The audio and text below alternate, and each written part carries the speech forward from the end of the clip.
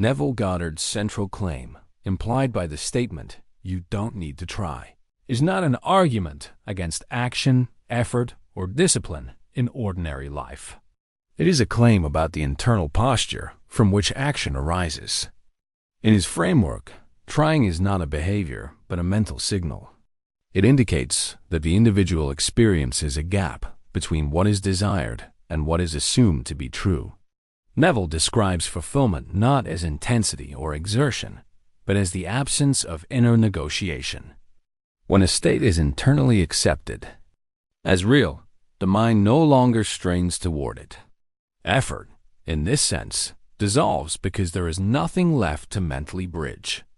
The claim is therefore narrow and specific.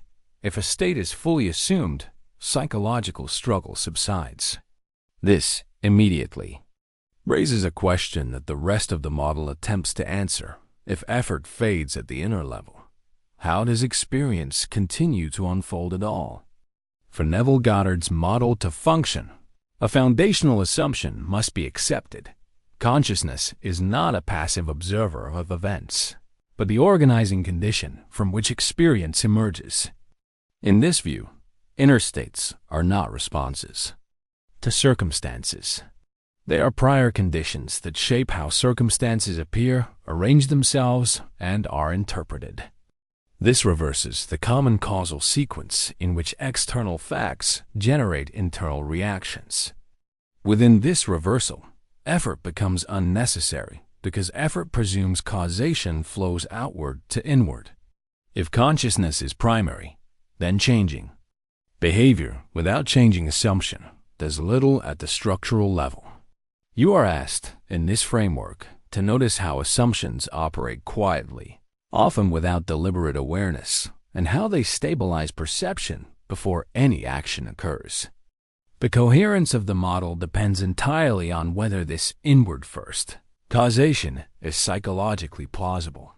Neville describes imagination and feeling not as fantasy or emotion, but as the mind's method of inhabiting a state.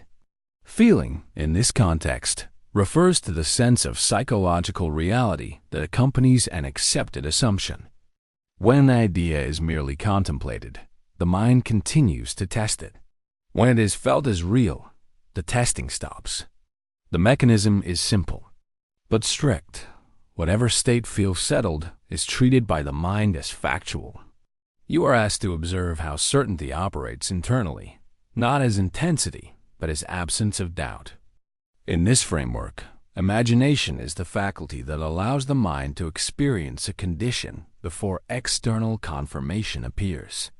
Feeling is the indicator that the experience has shifted from speculation to assumption. The model rests on this internal transition point. Although Neville claims effort dissolves, he does not describe the mind as unmanaged or passive.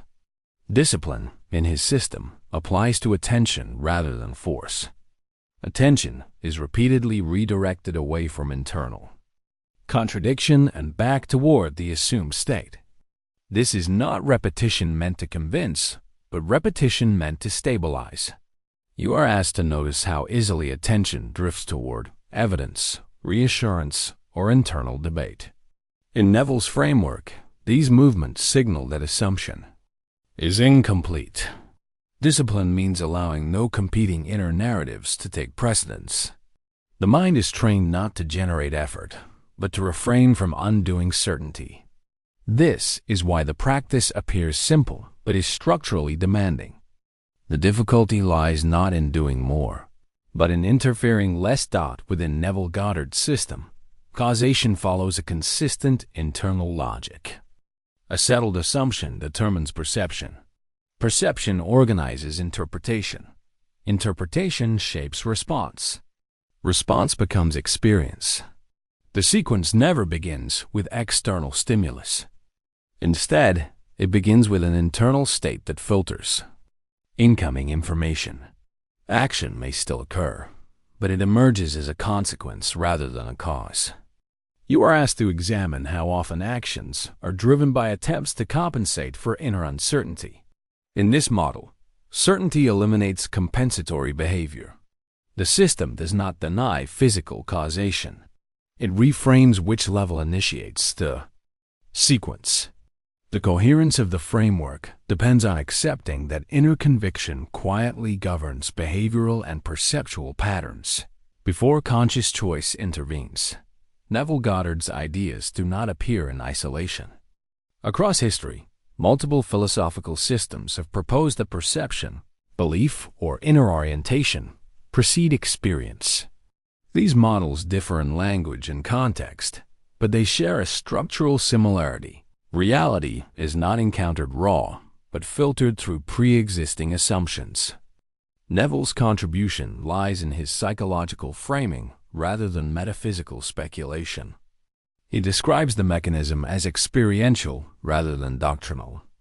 This continuity suggests that inner first models persist not because they are conclusively proven, but because they align with observable features of human cognition. People consistently experience the world through expectations, interpretations, and prior conclusions. The question remains whether Neville's model simply describes this process or assigns it a broader causal role than observation alone can justify. In Neville's framework, perception does not change because reality is manipulated directly. It changes because the criteria for relevance shift.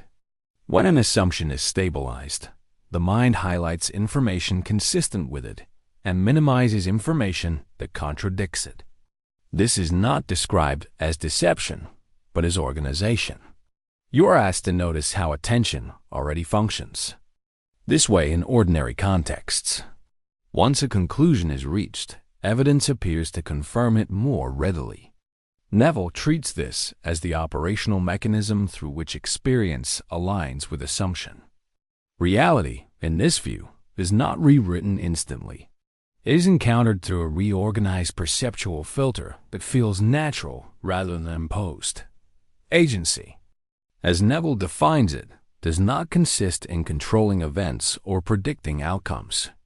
It consists in selecting and sustaining an internal state. Responsibility shifts from managing circumstances to managing attention and assumption.